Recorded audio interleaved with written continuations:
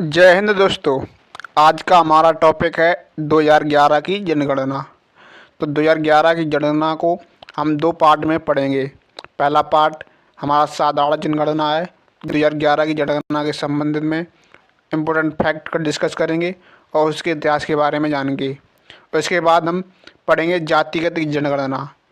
जातिगत जनगणना को हम सेकंड वीडियो में डिस्कस करेंगे। आज हम जनगणना डिस्कस करेंगे पार्ट 1 में। तो चलिए वीडियो को स्टार्ट करते हैं। 2011 की जनगणना, सेंसस इन इंडिया। देखिए, भारत में जनगणना की शुरुआत ब्रिटिश शासन के दौरान वायसराय लॉर्ड मेयो के काल में सन 1872 में हुई थी। तो भारत में जनगणना की शुरुआत सन 1872 में हुई थी। आपको ये याद रखना है। उस समय वायसराय कौन था? तो उस समय वायसराय था लॉर्ड मेयो। अगला फैक्ट है, परंतु विधिवत जनगणना 1881 में लॉर्ड रिपन के शासनकाल में हुई थी। अगर आपसे पूछे कि विधिवत क्रम से जनगणना की शुरुआत कब से हुई थी, तो विधिवत क्रम से जनगणना की शुरुआत 1881 से हुई थी। विधिवत क्रम से मतलब है कि 10 वर्षों पर जनगणना की शुरुआत 1881 से शुरू होना स्टार्ट हो गई थी।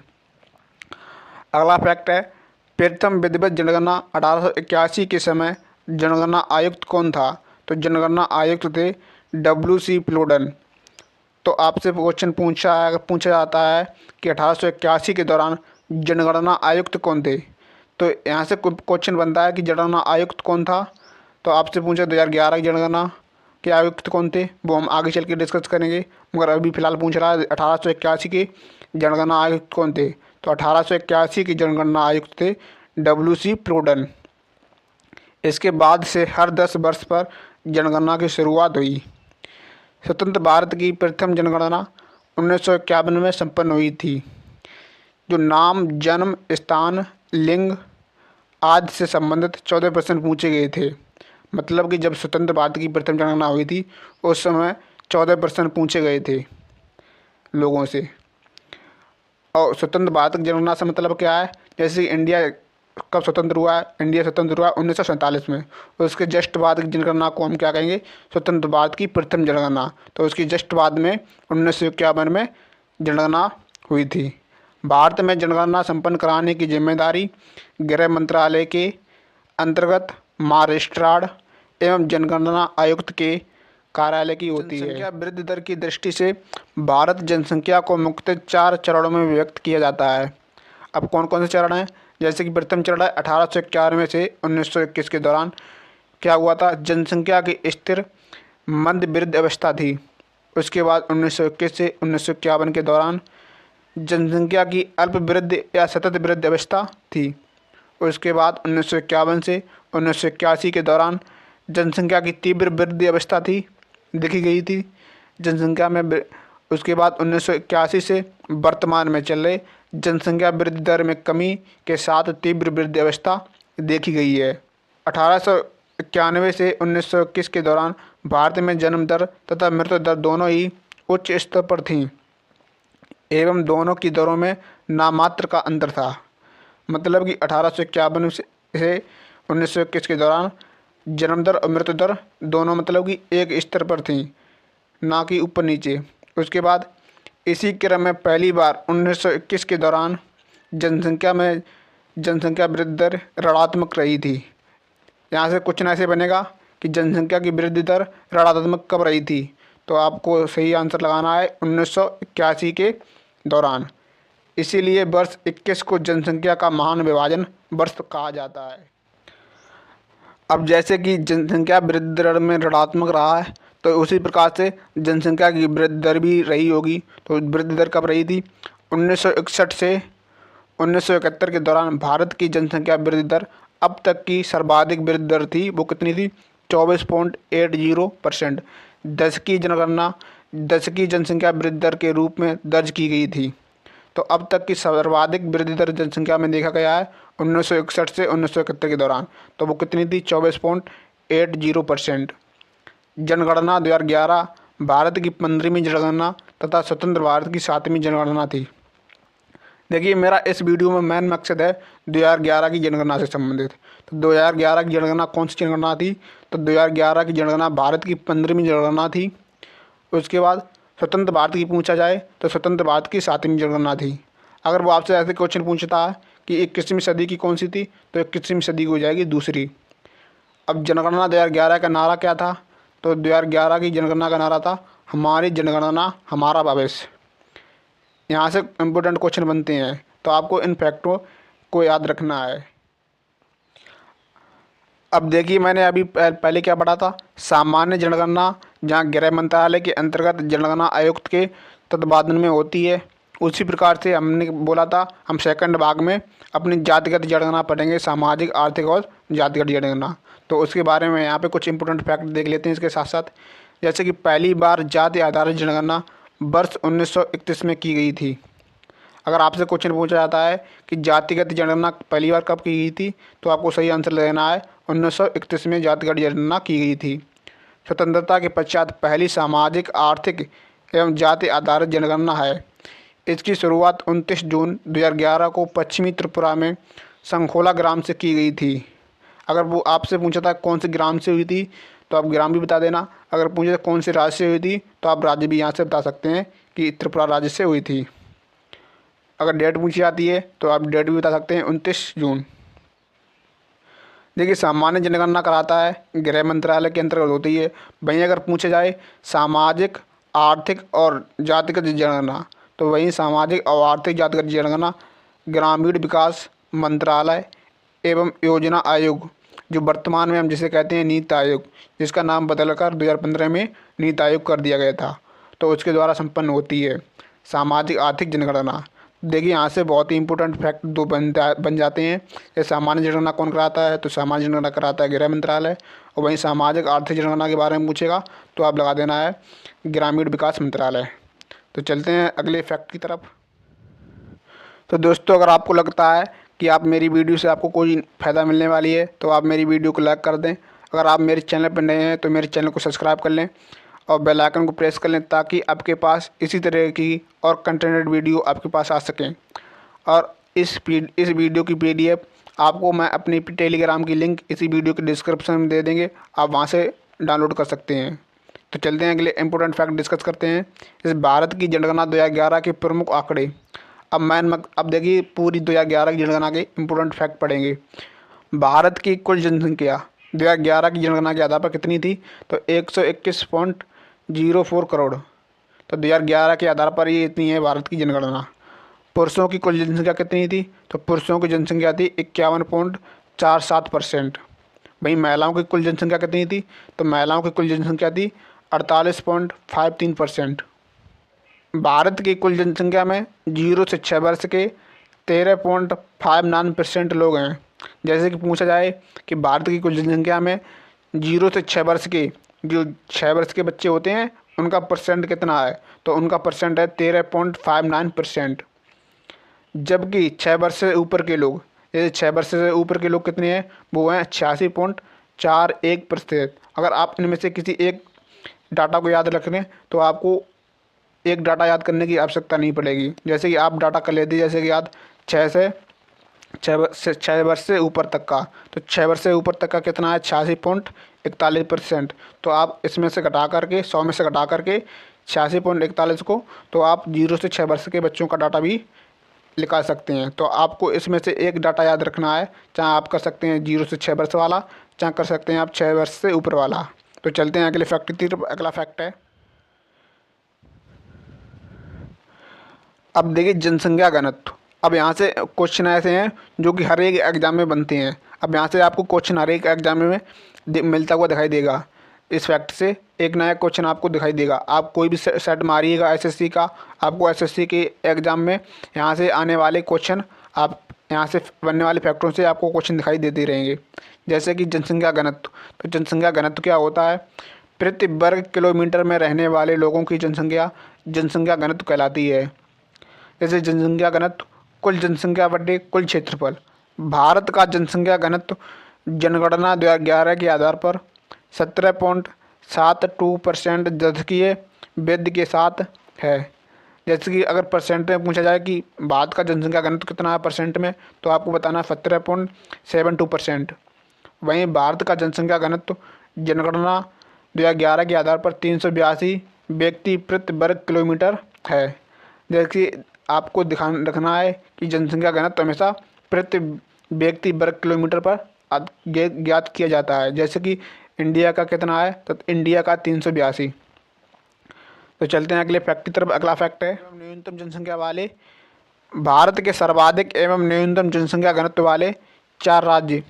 अब देखिए भारत के सर्वाधिक जनसंख्या घनत्व वाले राज्य कौन से हैं, तो सर्वाधिक जनसंख्या घनत्व वाले 4 राज्य हैं बिहार, पश्चिम बंगाल, केरल और उत्तर प्रदेश। अब बिहार का जनसंख्या घनत्व कितना है, आपको ऐसे भी याद रखना है इस डाटा को भी। वैसे ये डाटा पूछा नहीं जाता है, वैसे इतना पूछा जाता है सबसे अधिक जनसंख्या घनत्व किस में है, तो सबसे अधिक जनसंख्या घनत्व बिहार का है। मगर आप डाटा भी याद रख सकते हैं, बिहार का है 1106, जबकि पश्चिम बंगाल का है 1028, केरल का है 860, उत्तर प्रदेश का है 828। अब आते हैं न्यूनतम जनसंख्या घनत्व। तो न्यूनतम जनसंख्या घनत्व सर्वाधिक किसका है, तो न्यूनतम जनसंख्या घनत्व है अरुणाचल प्रदेश का, उसके बाद है मिजोरम का, उसके बाद है सिक्किम का, उसके बाद है नागालैंड का। अब अरुणाचल प्रदेश का डाटा पूछ लिया जाता है तो आप अरुणाचल प्रदेश का डाटा याद रख सकते हैं। तो अरुणाचल प्रदेश का है जनसंख्या घनत्व 17, मिजोरम का है 52, सिक्किम का है 86 और नागालैंड का है 119। तो ये इम्पोर्टेंट फैक्ट थे जो कि हर एक एग्ज़ाम में आपको यहाँ से क्वेश्चन देखने को मिल सकता है। आप इसे अपनी ट्रिक के हिसाब से बना सकते हैं और इसे याद कर सकते हैं। तो चलते हैं एक इम्पोर्टेंट अगले फैक्ट की तरफ। अब देखिए मैंने यहाँ पर राज्य पढ़ लिए, अब बारी आती है केंद्र शासित प्रदेश की। अब केंद्र शासित प्रदेश भारत के सर्वाधिक जनसंख्या घनत्व वाले 4 केंद्र शासित प्रदेश एवं न्यूनतम जनसंख्या वाले 3 केंद्र शासित प्रदेश हम इसमें डिस्कस करेंगे। तो सर्वाधिक जनसंख्या घनत्व वाले 4 केंद्र शासित प्रदेश कौन कौन से हैं, दिल्ली हो गई है, चंडीगढ़, पुदुचेरी, दमन और दीप।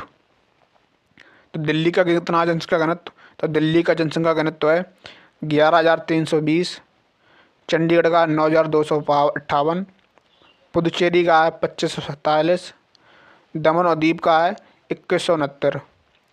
तो आपको इस डाटा को याद नहीं रखना है, बस इतना याद रखना है कि केंद्र शासित प्रदेशों में सर्वाधिक जनसंख्या घनत्व किसका है, तो सर्वाधिक जनसंख्या घनत्व है दिल्ली का, उसके बाद चंडीगढ़ का। अब न्यूनतम देखते हैं, न्यूनतम जनसंख्या घनत्व किसका है, तो न्यूनतम जनसंख्या घनत्व है अंडमान निकोबार द्वीप समूह का है, उसके बाद दादर और नगर हवेली का है, उसके बाद लक्षद्वीप का है। अब देखिए अंडमान निकोबार द्वीप समूह का डाटा अब रख सकते हैं, इसका डाटा है 46। यहाँ 46 लोग प्रति व्यक्ति किलोमीटर रहते हैं, मतलब 1 किलोमीटर में 46 लोग निवास करते हैं। उसके बाद दादर और नगर हवेली में 700 लोग रहते हैं। उसके बाद लक्षद्वीप, तो लक्षद्वीप में रहते हैं 2149 लोग। तो ये इम्पोर्टेंट यूनिट जो कि केंद्र शासित प्रदेश से हमने इसमें इम्पोर्टेंट फैक्ट डिस्कस कर लिए हैं और राज्य को हमने पहले डिस्कस कर लिया है। तो चलते हैं इम्पोर्टेंट अगले फैक्ट की तरफ। अब जनसंख्या घनत्व के बाद हम पढ़ेंगे लिंगानुपात। अब लिंगानुपात क्या होता है, पहले लिंगानुपात को जान लेते हैं, जिसे हम सेक्स रेशियो बोलते हैं। किसी दिए हुए भौगोलिक क्षेत्र में प्रति 1000 पुरुषों की जनसंख्या के अनुपात में महिलाओं की संख्या को लिंगानुपात कहते हैं। जैसे कि प्रति 1000 व्यक्तियों पर कितनी महिलाएं हैं, उन्हें हम लिंगानुपात कहते हैं। अब देखिए भारत के सर्वाधिक एवं न्यूनतम लिंगानुपात वाले 4 राज्य, पहले हम राज्य पढ़ते हैं, उसके बाद हम पढ़ते हैं केंद्र शासित प्रदेशों को। जैसे कि हमने जनसंख्या घनत्व में पढ़ा था, उसी प्रकार से हम लिंगानुपात में भी पढ़ेंगे। अब सर्वाधिक कौन कौन से हैं, सर्वाधिक है केरला, उसके बाद है तमिलनाडु, उसके बाद है आंध्र प्रदेश, उसके बाद है छत्तीसगढ़। तो आपको इसका डाटा याद रखना है, ये डाटा कहीं कहीं पूछ लिया जाता है। तो जैसे केरला का कितना है लिंगानुपात, तो केरल का है 1084, तमिलनाडु का 996, आंध्र प्रदेश का है 993, छत्तीसगढ़ का है 991। और न्यूनतम किसका है, तो न्यूनतम किसका है, हरियाणा का है 879, जम्मू कश्मीर का है 889, सिक्किम का है 890, पंजाब का है 895। आपको यहाँ से फैक्ट याद रखना है।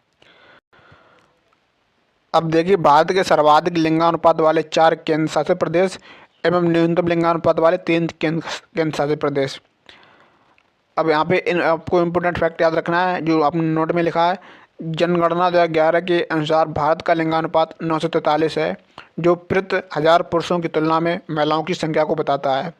जो 943 है ना, जो 943 महिलाएं हैं प्रति 1000 व्यक्तियों पे, जैसे कि 1000 व्यक्ति हैं तो 943 महिलाएं हैं, तो इसी को हम कहते हैं लिंगानुपात।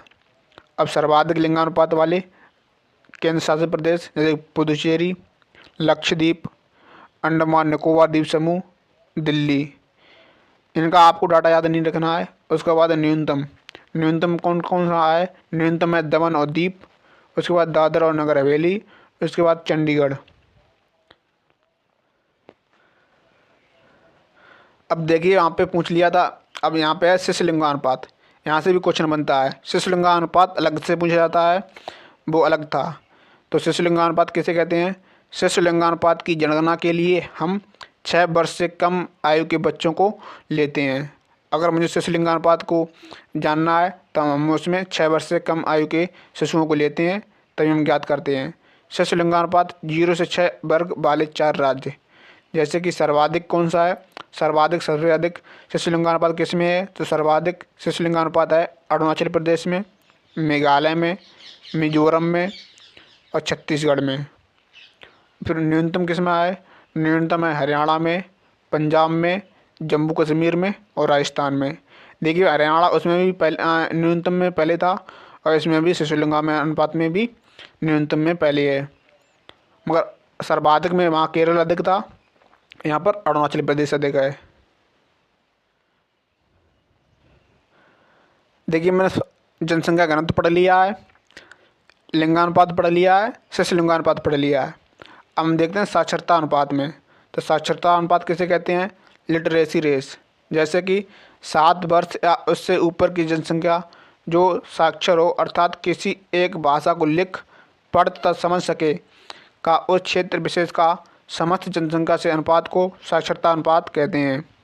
आप एक शब्द में कहें किसी एक भाषा को लिख या पढ़ तथा समझ सके, उसे हम साक्षर व्यक्ति मान सकते हैं। ये 7 वर्ष से या उससे ऊपर के व्यक्ति हैं जो लिख या पढ़ या समझ सकते हैं, उन्हें हम साक्षर कह सकते हैं। भारत के सर्वाधिक एवं न्यूनतम साक्षरता दर वाले 4 राज्य। तो भारत में सर्वाधिक कौन कौन से हैं? तो केरल सर्वाधिक है, केरल, मिजोरम, गोवा, त्रिपुरा। उसके बाद न्यूनतम कौन कौन सा है? न्यूनतम है बिहार, अरुणाचल प्रदेश, राजस्थान, झारखंड। यहाँ से मोस्ट इम्पोर्टेंट क्वेश्चन यहाँ से बनता ही बनता है साक्षरता से। तो पूछेगा सर्वाधिक केरल का, केरल का आपको डाटा भी याद रखना है। तो केरल का कितना है? 94% है। मिजोरम कितना है? मिजोरम का 91.3%, गोवा का है 88.7%, त्रिपुरा का 87.2%। बिहार का डाटा आपको याद रखना है, बिहार का है 61.8%, अरुणाचल प्रदेश का है 65.4%, राजस्थान का है 66.1%, झारखंड का 66.4%। तो सर्वाधिक था केरल और न्यूनतम है बिहार। इम्पोर्टेंट नोट, जनगणना 2011 के अनुसार भारत की साक्षरता दर 74.04%, जिसमें 82.14% पुरुष तथा 65.46% महिलाएं साक्षर हैं।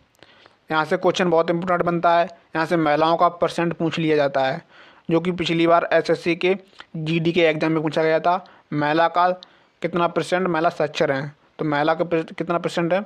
तो आपको सही आंसर लगाना है 65.46%।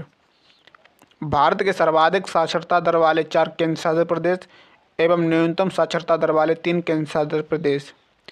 हम राज्य को पढ़ चुके हैं, अब केंद्र शासित प्रदेश को देखते हैं कौन सर्वाधिक है कौन न्यूनतम है। तो सर्वाधिक में लक्षद्वीप, तो लक्षद्वीप कितनी साक्षरता है? 92.8%, यहाँ पे दशमलव नहीं लगा है, तो लक्षद्वीप की है 92.8%। दमन और दीप की कितनी है? दमन और दीप की है 87.1%। अंडमान निकोबार द्वीप समूह की कितनी है? 86.6%। दिल्ली की है 86.2%। तो दिल्ली सर्वाधिक राज्य केंद्र शासित प्रदेशों में चौथे नंबर पर आती है, बल्कि लक्षद्वीप फर्स्ट पे रहती है। तो लक्षद्वीप का डाटा याद रखना है, जो कि कई एग्जाम में पूछा गया है। कितना है? 92.8%। इससे तुलना करके पूछ लिया जाता है। तो न्यूनतम देख लेते हैं। न्यूनतम है दादरा और नगर हवेली। दादरा और नगर हवेली कितनी है? 76.2%। पुदुचेरी की है 85.8%। चंडीगढ़ की है 86.05%। तो ये साक्षरता इम्पोर्टेंट फैक्ट थे जो हमने डिस्कस किए हैं। चलते हैं अगले इम्पोर्टेंट फैक्ट डिस्कस करते हैं। दोस्तों, अगर आपने हमारे चैनल को अभी तक सब्सक्राइब नहीं किया है तो आप सब्सक्राइब कर लें प्लीज़, और बेल आइकन को प्रेस कर लें ताकि आपके पास इसी तरह की स्टेटस से संबंधित इम्पोर्टेंट वीडियो आपके पास आ सकें।